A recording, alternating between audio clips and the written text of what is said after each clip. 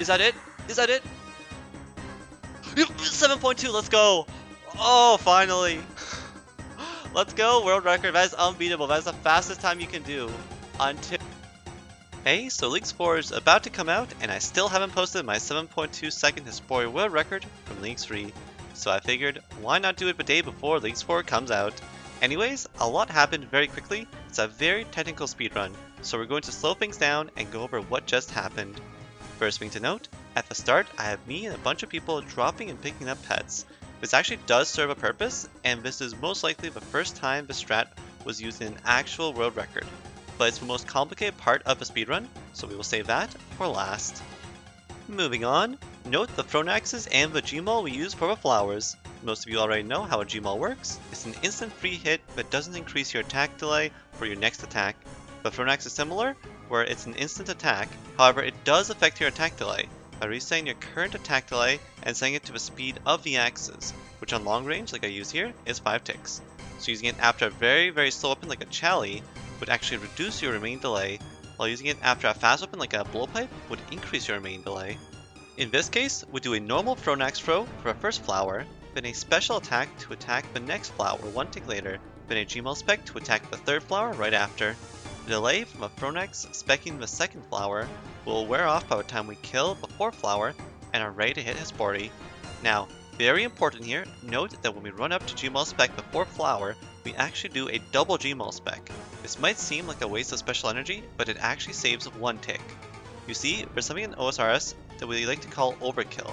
If an NPC dies while there are still extra attacks coming for it, it causes the NPC to start its death animation 1 tick sooner. In this case, we can't attack the Hespori until the flower starts its death animation. So if we did overkill a flower, we would have to wait a tick before hitting the Hespori.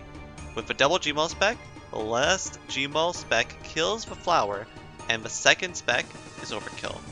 After our flowers are dead, we equip our axe while also locator orbing down to 1 HP for maximum damage and hit the boss, one-shotting it with our relic boosted attack, and healing right after we attack to avoid any chance of dying.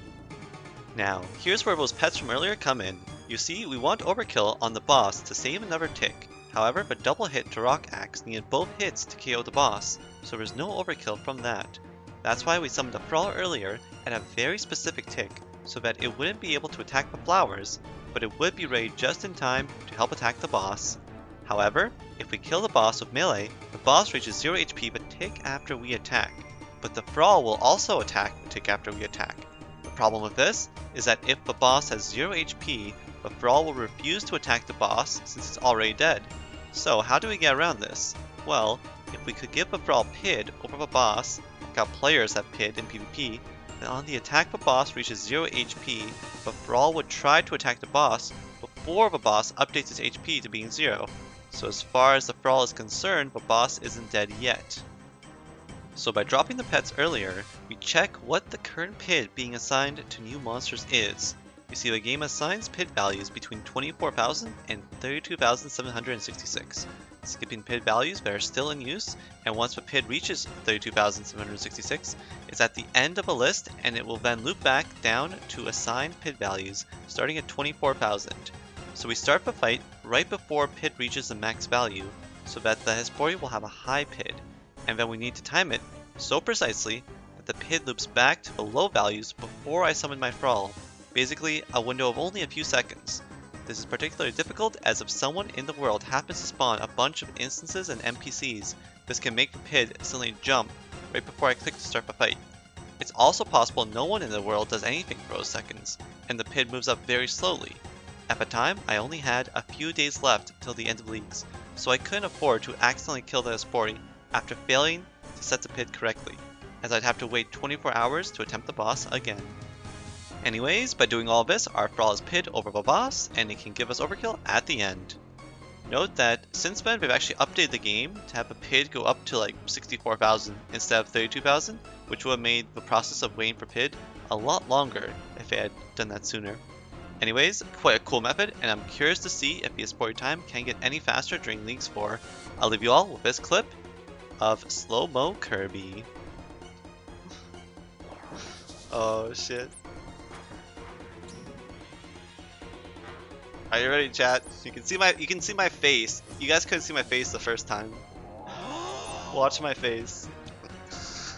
Is that it? Is that it?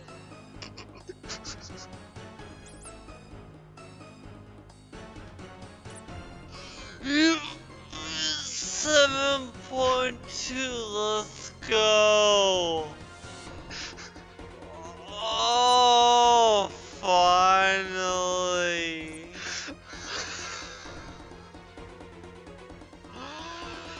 Let's go!